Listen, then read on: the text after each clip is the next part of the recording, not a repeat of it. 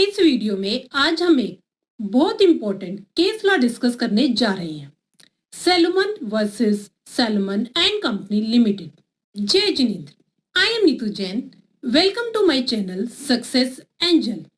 बने रहिए मेरे साथ इस वीडियो के एंड तक। ये केस इंग्लैंड का 1897 का केस है, मतलब एक सेंचुरी से भी ज्यादा पुराना। पर ये केस एक लैंडमार्क केस लॉ है जिसमें कॉर्पोरेट पर्सनालिटी का प्रिंसिपल एस्टेब्लिश किया गया था। According to this principle, company is an artificial person having its own identity, different from persons who create it, different from persons who manage it, and different from persons who funds it. अगर simple language में समझाना चाहूँ, जैसे हर इंसान की अपनी एक अलग पहचान होती है, अपना अलग नाम होता है। इसी तरह अगर किसी इंसान का नाम किसी से मिलता जुलता हो तो भी हम इंसान को अलग अलग पहचान सकते हैं। इसी तरह हर कंपनी की लॉ की नज़र में एक अलग पहचान होती है। किसी भी कंपनी को ना तो उसके डायरेक्टर से पहचाना जाता है और ना ही उसके मेंबर से।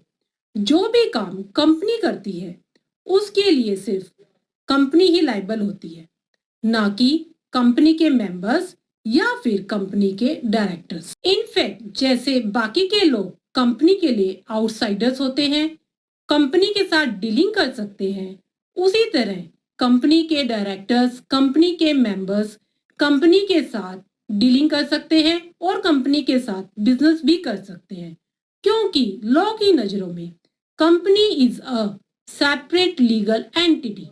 Company is a separate legal entity. मान लीजिए आपने एक सैमसंग का फोन परचेज किया, तो क्या वो फोन आपने सैमसंग के डायरेक्टर से परचेज किया या फिर सैमसंग के मेंबर से परचेज किया? नहीं। आपको भी पता है कि अगर फोन खराब निकलता है तो उसके लिए कंपनी जिम्मेवार है, क्योंकि आपने कंपनी का प्रोडक्ट परचेज किया है, ना कि कंपनी के मेंबर्स का और ना ही कंपनी के डायरेक्टर्स का।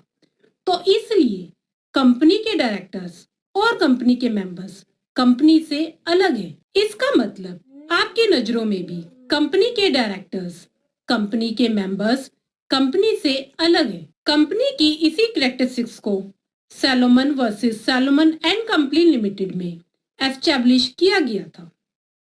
चलिए अब मैं आपको इस केस के फैक्ट्स बताती हूँ। Salomon was a leather merchant and A boot manufacturer.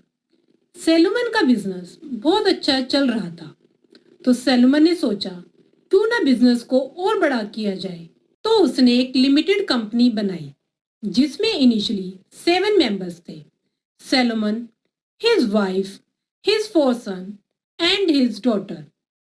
तो सबसे पहले एक एक शेयर इशू करके सबको मेंबर बनाया गया। सैलोमन ने खुद को उस कंपनी का मैनेजिंग डायरेक्टर बना दिया और अपने 2 बेटों को अदर डायरेक्टर्स बना दिया।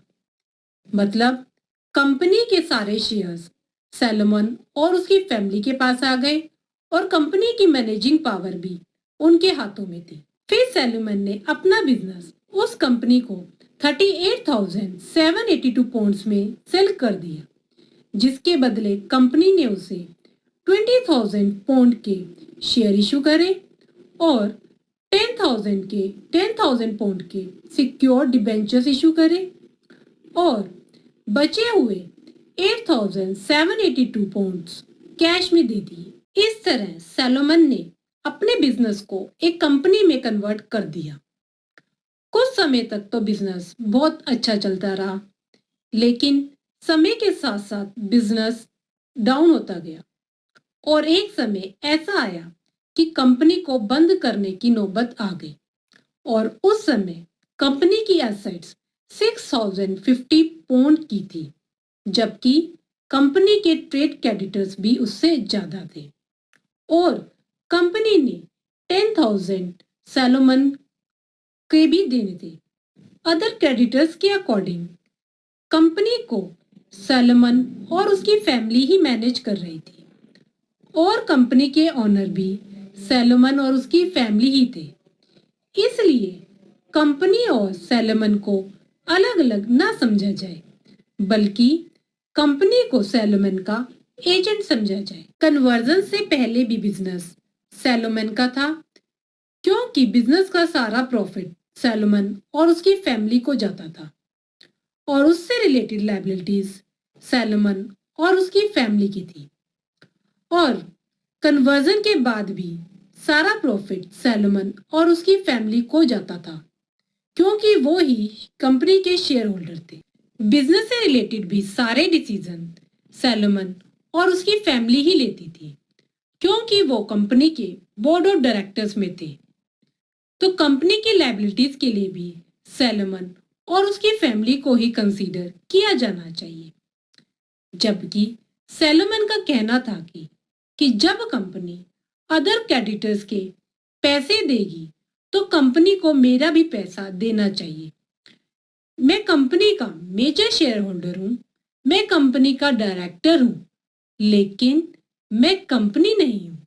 जब डिस्प्यूट कोर्ट में गया तो इनिशियली कोर्ट ऑफ अपील ने कहा कि इस केस में सैलोमन को ही कंपनी का एजेंट कंसीडर किया जाएगा और कंपनी के डेट्स के लिए सैलोमन ही रिस्पॉन्सिबल है।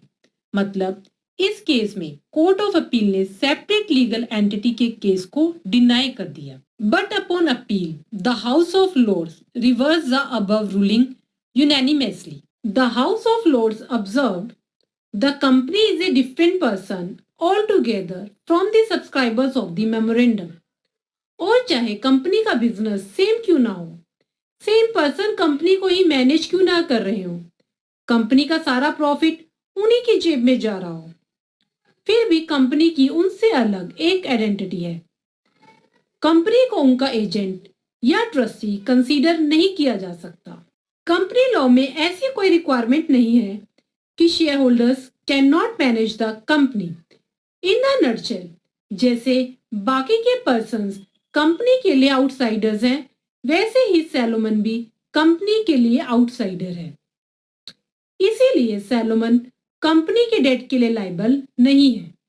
फर्दर, जैसे अदर क्रेडिटर्स कंपनी से अपना पैसा रिकवर कर सकते हैं, वैसे ही सैलोमन भी अपना पैसा कंपनी से रिकवर कर सकता है। उम्मीद करती हूँ कि आपको ये केस लॉ अच्छे से समझ में आ गया होगा। कंपनी लॉ से रिलेटेड और केस लॉ के लिए मेरे चैनल को सब्सक्राइब करना मत भूलिएगा।